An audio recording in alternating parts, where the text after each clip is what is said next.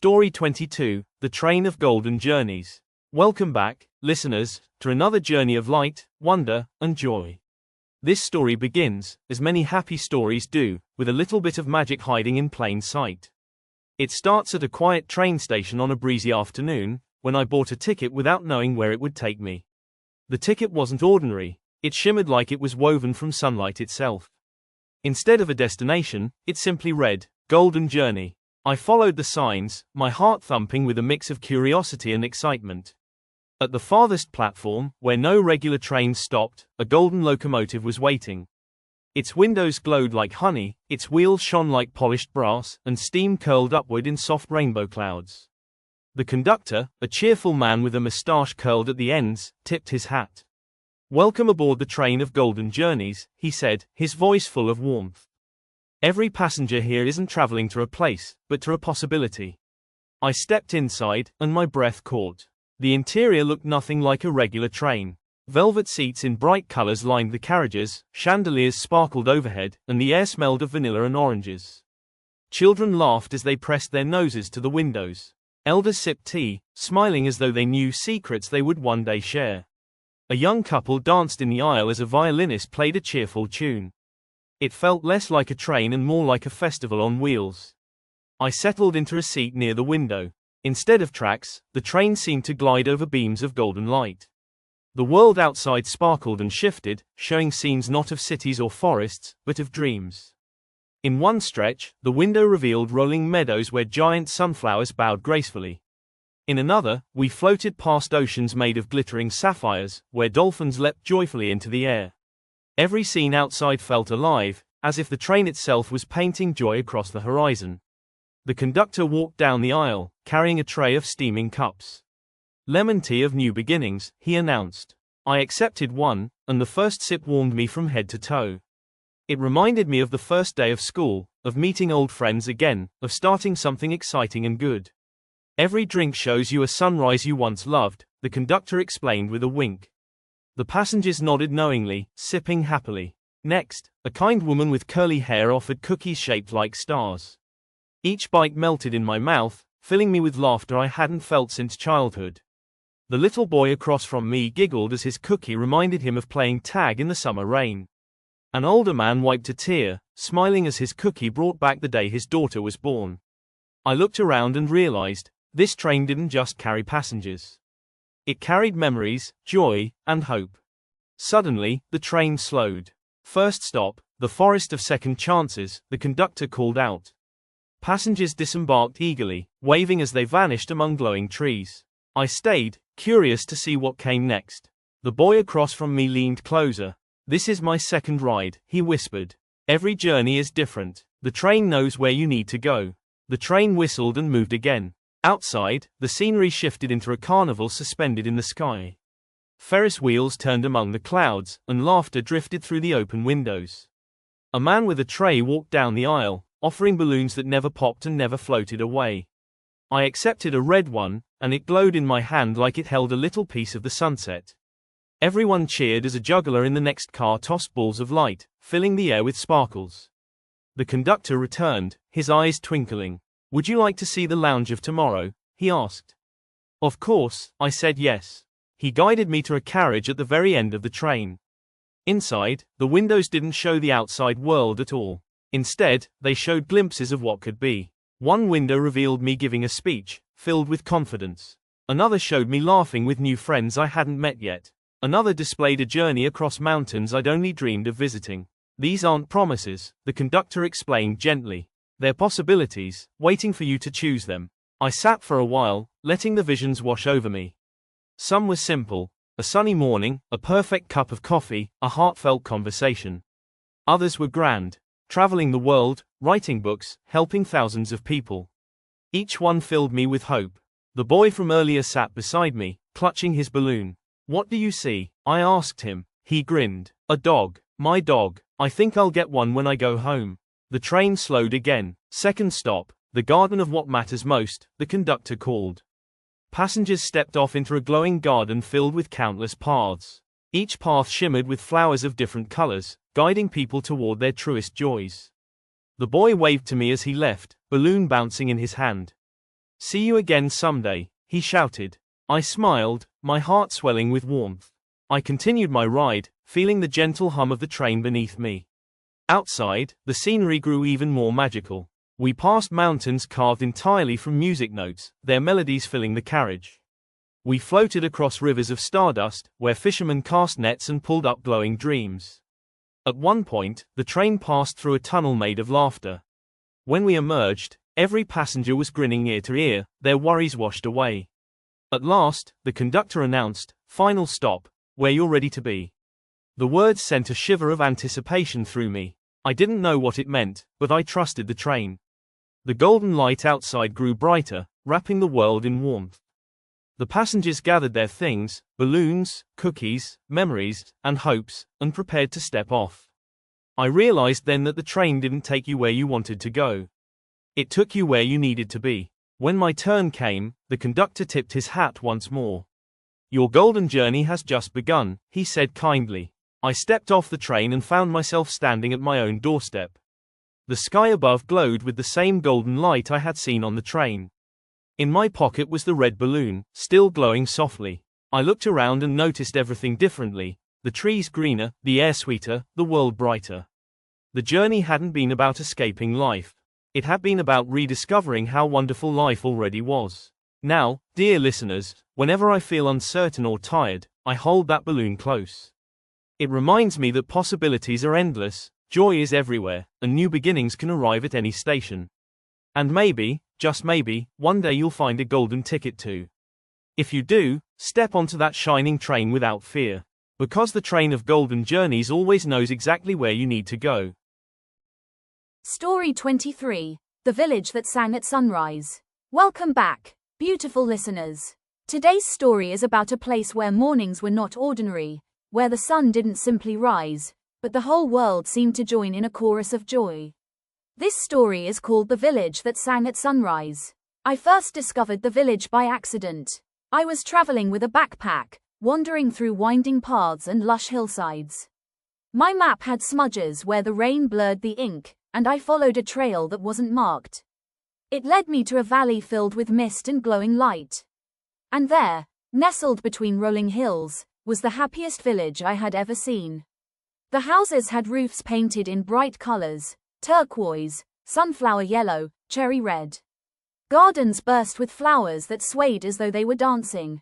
Children ran barefoot, laughing, their hair lit up like golden threads in the sunlight. I waved nervously, a stranger, but the villagers smiled and waved back as if they had been expecting me. I stayed the night in a cozy inn with shutters painted sky blue. The innkeeper was a kind woman who served bread that smelled of cinnamon and tea that tasted of wild berries. Before I went to bed, she gave me a curious warning. "Don't sleep too late," she said with a wink, "or you'll miss the song." The next morning, before dawn, I woke to the sound of soft humming. At first, I thought it was the wind, gentle and low. But as I stepped outside, I realized the whole village was awake. Men, women, children, even the animals, were joining in a melody that rose with the first hint of light on the horizon. It wasn't just a song. It was a harmony so full of joy it made my heart swell. The farmers sang while they carried baskets of fruit. The bakers sang as they kneaded dough. Children sang while braiding flowers into garlands. Even the dogs barked in rhythm, and the roosters crowed perfectly on beat. The music rose higher and brighter as the sun peeked over the hills, turning the sky into a canvas of pink and gold. I felt tears sting my eyes. It was the purest happiness I had ever witnessed. No one performed for an audience. Each voice was part of something greater, a celebration of simply being alive. I joined in softly, humming along, and to my surprise, the villagers turned toward me, smiling warmly. It felt as though I had always belonged. After the sunrise song ended, the village returned to its daily rhythm. But the energy lingered, a gentle happiness in the air. I walked through the marketplace, where stalls overflowed with fruits, bread, handmade jewelry, and little carved birds that seemed to chirp when touched. Every transaction was accompanied by laughter, every conversation ended with a song-like phrase of thanks. I asked the innkeeper why they sang at sunrise. She smiled and said, The world gave us the gift of another day. Shouldn't we greet it with music? Her words sank into me like sunlight into soil. It was such a simple idea, yet so powerful. As days passed, I woke earlier and earlier to be part of the ritual. I began learning their songs, simple phrases that rolled off the tongue like water. The melodies weren't written down, they were passed from voice to voice, growing and changing each morning. One song spoke of gratitude for rain, another for the warmth of fire, another for the laughter of children. Every sunrise was a new composition. One morning, a child tugged at my sleeve. "Your turn," she said, pulling me toward the center of the village. The villagers gathered, their eyes kind, expectant. My heart pounded. Me, sing a solo. But I closed my eyes, took a breath, and began to sing words of my own. I sang of my journey, of getting lost, of finding this magical place. I sang of the kindness of strangers and the warmth of sunlight on tired shoulders. My voice trembled at first, but the villagers joined in, weaving harmonies around my melody. By the time the sun rose fully, I wasn't a visitor anymore. I was part of their chorus. The villagers clapped and hugged me, their eyes shining. "You have the song in you now," the innkeeper said softly. "It will never leave." Weeks passed, and I forgot what it felt like to wake up in silence. Every dawn was a festival, a rebirth, a promise. I saw how the songs carried people through hardships too. When a farmer's crop failed, the village sang a song of hope and abundance. When an elder passed away, they sang a song of remembrance and gratitude. The music healed, lifted, and connected everyone. Eventually, it was time for me to continue my travels. The morning I was leaving, the villagers gathered earlier than usual. They sang me a farewell song, full of wishes for safe journeys, laughter, and love. The melody wrapped around me like a blanket, warm and comforting. I promised them I would carry their music into the world. As I walked away, the sound of their voices followed me, softening with distance but never fading from my heart. And to this day, every morning when the first light touches the sky, I sing. Sometimes it's a whisper, sometimes it's a hum, sometimes it's a full song. But always, always, I remember the village that sang at sunrise. Dear listeners, I hope you too find a reason to sing each morning. It doesn't matter if your voice is strong or quiet, practiced or untrained. What matters is the joy it brings, the gratitude it carries, and the way it makes your heart lighter. Because when we greet the day with song, we remind ourselves that life is a gift. And isn't that worth singing for? Story 24, The Cafe of Endless Friendships. Hello again, wonderful listeners. Today's story is one that warms the soul like a good cup of coffee on a chilly morning. It's about a place where strangers never stayed strangers for long. This story is called The Cafe of Endless Friendships. I stumbled across the cafe one rainy afternoon. I had ducked into a quiet street to escape the downpour, the kind that paints the world in silver and fills the air with the scent of wet earth. At the end of the street was a little building with windows glowing golden against the grey. A wooden sign swung gently above the door, painted with swirling letters, "The Hearthstone Cafe." When I stepped inside, it felt as though I'd entered a different world. Warmth wrapped around me like a hug, and the air carried the aroma of coffee, cinnamon, and fresh bread. The walls were lined with bookshelves, each shelf overflowing with novels, journals, and letters left behind by visitors. Tables were mismatched but inviting, covered with colorful cloths and little vases of wildflowers. Soft music played from a piano in the corner, though no one was sitting at it. The barista, a cheerful man with twinkling eyes, smiled as he wiped down the counter. "Welcome, traveler," he said, as if he'd been waiting just for me. "What can I get you today? A cup of courage, a mug of laughter, or perhaps a pot of friendship tea?" I laughed, unsure if he was joking, but he slid a menu across the counter. Every drink had a name that wasn't just about flavor, but about feeling. There was kindness cappuccino, harmony herbal tea, companionship cocoa, and even second chances espresso. I ordered a friendship latte. When it arrived, the foam on top had been shaped into two hands reaching toward each other. The first sip filled me with warmth, not just in my chest, but in my heart. It felt like the laughter of old friends, like the comfort of being understood. I found a seat near the window. A woman knitting a scarf looked up and smiled at me. A group of students huddled around a board game in the corner, cheering and groaning dramatically. An elderly man was reading aloud from a journal, while others at his table leaned in, listening intently. The whole room buzzed with togetherness, like 100 tiny threads weaving a single tapestry. I noticed something curious. People kept switching tables. Someone would sit with strangers, share a story or two, then move on to another table. It was as though the cafe itself encouraged connection, making sure no one was left out. The barista explained later, "No one leaves here without a new friend. It's tradition." I spent hours there that first day. A young musician taught me a card trick. A traveler shared tales of hiking mountains where the stars felt close enough to touch. A mother and daughter invited me into their conversation about recipes passed down for generations. Every encounter was like adding a jewel to a necklace I hadn't known I was missing. The next day, I returned. And the next. Soon, the cafe became my second home. The barista always greeted me with, "Ah, back for another friendship, I see." And he was right. I never left without feeling richer, not in money, but in connection. One evening, something magical happened. The cafe grew louder than usual, full of chatter and laughter. The piano, which had always played itself, began to shift its tune into something bright and lively. Without prompting, people stood up and began to dance. Chairs were pushed aside, scarves twirled in the air, and hands clasped as strangers became dance partners. I found myself spinning with the knitting woman, both of us laughing like children. After the dance, everyone sat down, cheeks flushed and eyes sparkling. The barista raised a teapot high.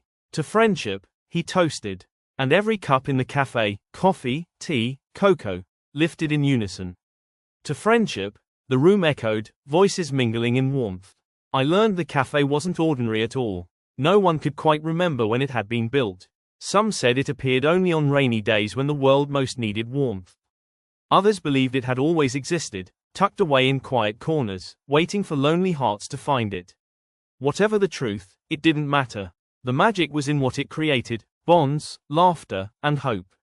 One day, I brought my own journal to the cafe. I wrote about the friendships I'd made there, sketching faces and names in the margins. When I finished, I slid it onto one of the shelves, where countless others had done the same. "Every story adds to the chorus," the barista said softly. And I realized then, the cafe wasn't just a place. It was a living archive of kindness. The friendships I made there didn't fade when I stepped outside. We met in parks, exchanged letters, shared meals, and supported each other through joys and struggles. It was as if the cafe had planted seeds in all of us, seeds that grew into lifelong bonds. Eventually, I had to leave the town. The morning I packed, I visited the cafe one last time. The barista slid a steaming mug toward me without asking. On the foam was a heart surrounded by tiny stars. "Take the cafe with you," he said simply. "It lives wherever you choose to share it." I hugged him, thanked the friends I'd made, and stepped back into the rain. When I turned around, the cafe's golden windows glowed brighter, then faded softly, as though waving goodbye. Now, whenever I enter a coffee shop, I smile at strangers. Sometimes I start conversations, sometimes I just listen, but always I remember the lesson of the Hearthstone Cafe. Friendship is everywhere, waiting to bloom. All it takes is a smile, a story, or a shared cup. So, dear listeners, next time you sit with your coffee or tea, look around. Maybe the person at the next table is a friend you haven't met yet. And maybe, just maybe, you'll carry a little piece of the cafe of endless friendships with you too. Story 25. The Festival of 1,000 Lanterns. Hello, lovely listeners. Today, I want to take you to a place filled with color, laughter, and light. A place where joy floats in the air like music and where friendship feels as natural as breathing. This story is called The Festival of 1,000 Lanterns. I arrived in the village just as the preparations were beginning. The streets were alive with people stringing garlands of flowers from one rooftop to another. Children chased each other with paper lanterns shaped like animals, their laughter ringing like bells. The smell of roasted corn, sweet pastries, and spiced tea drifted from food stalls already lined with eager customers. An elderly woman greeted me at the gate. "You've come on the right night," she said with a smile as warm as sunshine. "Tonight is the Festival of 1,000 Lanterns. You must join us." She pressed a small paper lantern into my hands, its frame delicate, its paper painted with swirls of gold and crimson. I walked through the village, marveling at the transformation. Every window glowed with candlelight. Musicians tuned instruments that looked older than the cobblestones beneath our feet. Young people rehearsed dances, their feet tapping in rhythm, their faces lit with excitement.